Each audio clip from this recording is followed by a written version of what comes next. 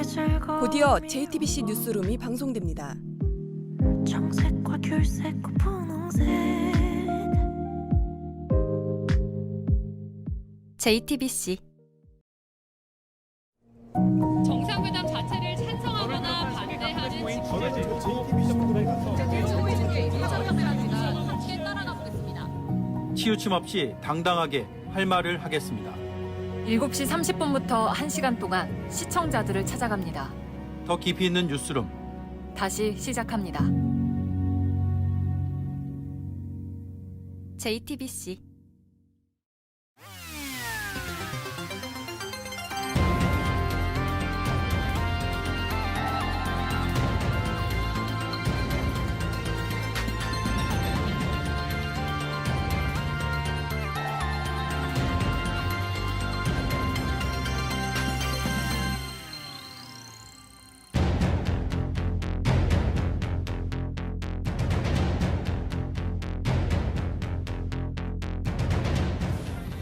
오늘의 주요 뉴스입니다. 공군 부사관 사망 사건을 수사하는 국방부 검찰단이 공군 제20 전투비행단을 압수수색했습니다.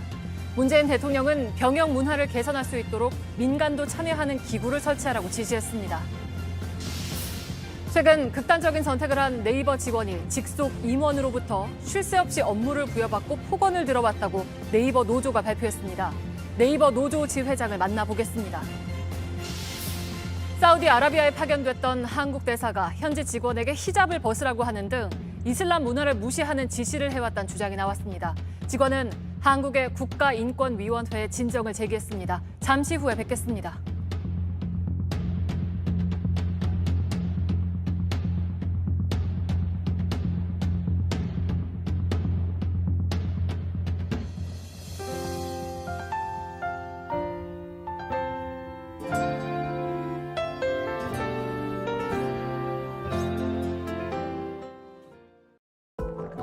수소, 대자연의 물로부터 지속가능한 미래로 현대 수소전기차 넥소. 여러분 반갑습니다. 뉴스룸을 진행하게 된 오대영입니다. 오늘 개편을 준비하며 저희 구성원들이 가장 많이 이야기했던 내용이 하나 있습니다. 바로 뉴스룸의 정신입니다. 권력을 감시하고 약자와 소수자의 목소리를 대변하며 보통 시민의 눈높이에서 세상을 바라보는 겁니다. 이런 가치들을 오늘 다시 한번 다짐하자는 의미로 다시 뉴스룸이란 구호를 내걸었습니다. 지금까지처럼 앞으로도 뉴스룸의 정신을 잘 이어나가겠습니다. 오늘 저희는 일터에서 억울한 일을 당한 사람과 이를 묵살한 조직에 관한 이슈 3개에 집중했습니다. 이 가운데 공군 중사의 억울한 죽음을 첫머리에 올렸습니다. 국방부 검찰단이 오늘에서야 부사관 성추행 사건이 일어난 공군 제20 전투비행단에 대한 압수수색에 나섰습니다. 현장에 정영재 기자가 나가 있습니다. 압수수색은 끝났습니까? 네, 오늘 오후 4시 10분부터 시작된 압수수색은 현재 3시간 20분이 넘은 지금까지도 진행 중입니다. 숨진 이모 중사를 회유하는 등 2차 가해 혐의를 받고 있는 상관들의 주거지와 사무실이 그 주요 대상지입니다. 이들의 주거지 역시 이 부대 안에 있는 관사인 것으로 알려졌는데요. 오늘 압수수색은 두 번째입니다. 국방부 검찰단은 지난 4일 국방부 계룡대 공군본부 군사경찰단 그리고 이 중사가 피해 후 자리를 옮겼던 제15 전투비행단 군사경찰대대를 먼저 압수수색한 바 있습니다. 네, 현장에서 정영재 기자였습니다. 이 사건에 과연 누가 얽혀 있는지 계속 따져봐야 합니다. 한 생명을 죽음으로 내몰았고 언제든 반복될 가능성도 없지 않기 때문입니다. 애초 가해자가 주목받았지만 이후 상사와 준이가 등장했습니다. 강제추행 사건 다음 날 이중사를 불러서 가해자의 인생이 불쌍하지 않느냐라고 회유했다고 의심되는 인물들입니다. 이뿐만이 아닙니다. 국방부는 비행단의 지휘 라인과 공군 수뇌부에 대한 조사 가능성도 열어놨습니다. 나아가 공군 군사경찰과 검찰의 수사가 부실한지도 집중해서 들여다보고 있습니다. 이중사 측이었던 국선 변호인의 문제도 드러났습니다. 공군 법무관인 변호사는 이중사가 숨지기까지 단 한 차례도 직접 면담하지 않았습니다. 유족 측은 이 국선 변호인을 직무유기 혐의로 고소했습니다. 윤세민아 기자입니다. 국민권익위원회가 민주당 의원과 가족의 부동산 거래를 전수조사한 결과가 나왔습니다. 투기 의혹이 확인된 민주당 의원과 가족 등 12명이 특별수사본부에 넘겨졌습니다.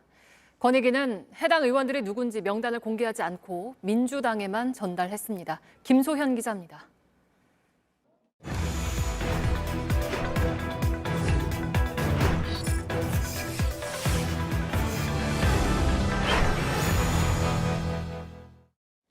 네, 뉴스룸은 개편을 맞아 추적 보도 훅 코너를 새롭게 시작합니다. 추적 탐사 보도를 통해 뉴스가 할 일을 하겠습니다. 첫 순서로 무례한 갑질 외교 의혹을 추적합니다.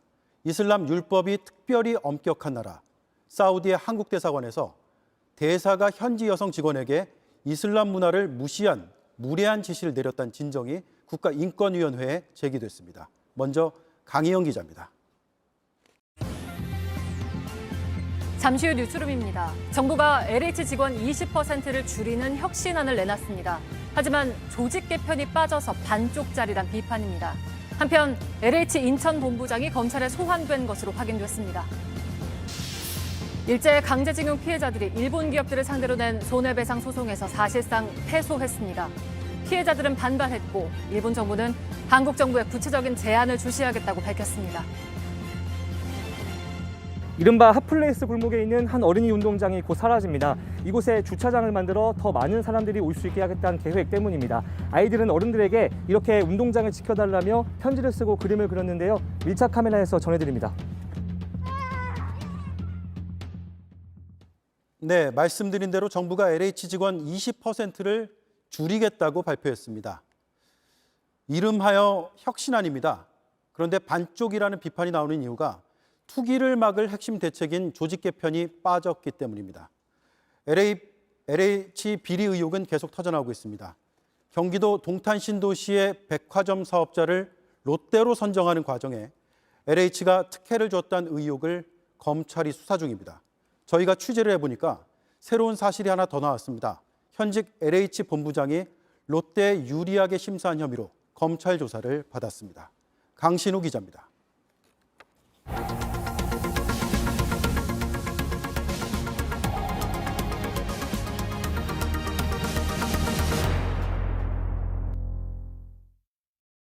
네, 임원 A씨와 미팅할 때마다 보이지 않는 터널 속을 걷는 것 같다. 네이버 직원이 숨지기 전까지 주변에 해온 말입니다. 말씀드린 대로 네이버 노조 측 이야기를 좀 더 들어보겠습니다. 오세윤 지회장 나와 있습니다. 어서 오세요. 네, 반갑습니다. 가해자로 지목된 임원의 문제가 사내에서는 워낙 많이 알려져 있다면서요.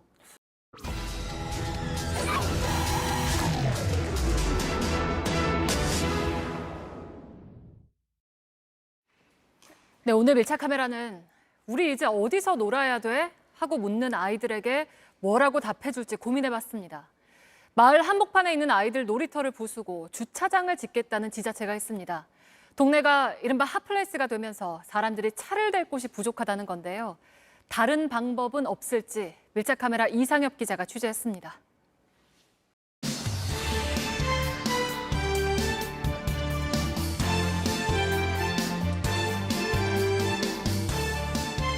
뉴스 뒤에 숨은 이야기 백브리핑 시작합니다. 자, 오늘부터 백브리핑을 전해드릴 최종혁 기자입니다.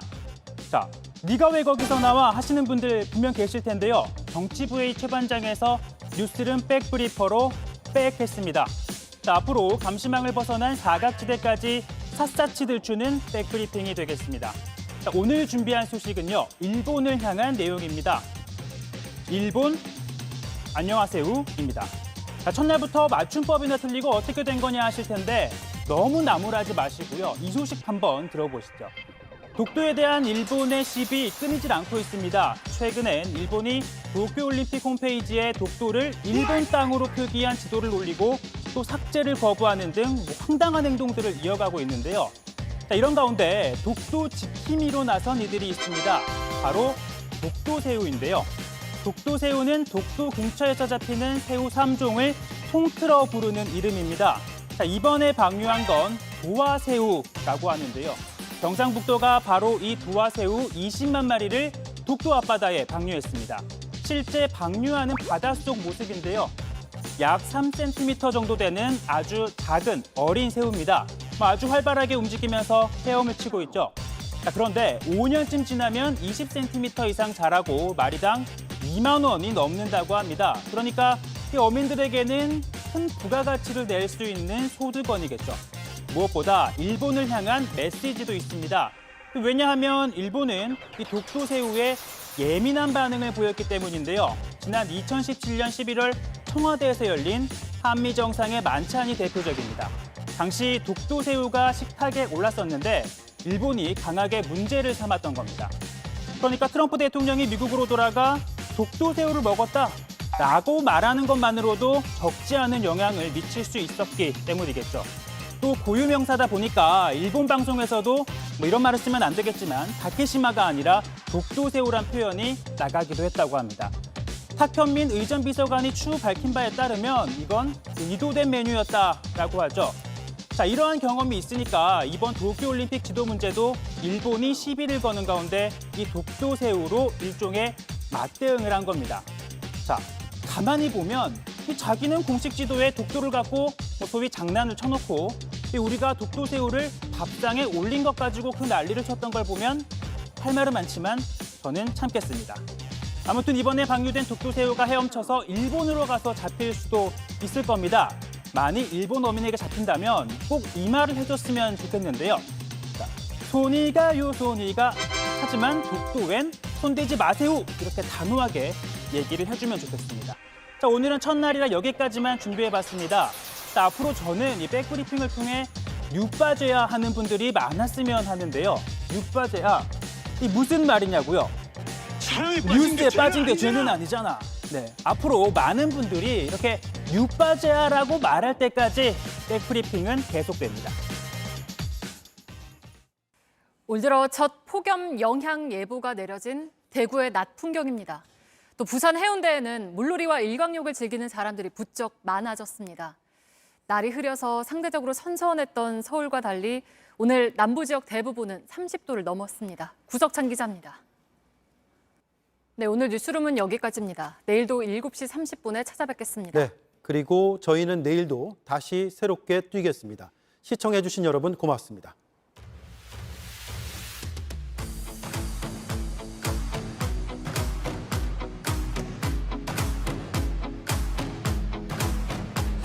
새로운 시작은 늘 설레게 하지 모든 걸 이겨낼 것처럼 시간을 뒤쫓는 시계바늘처럼 앞질러 가고 싶어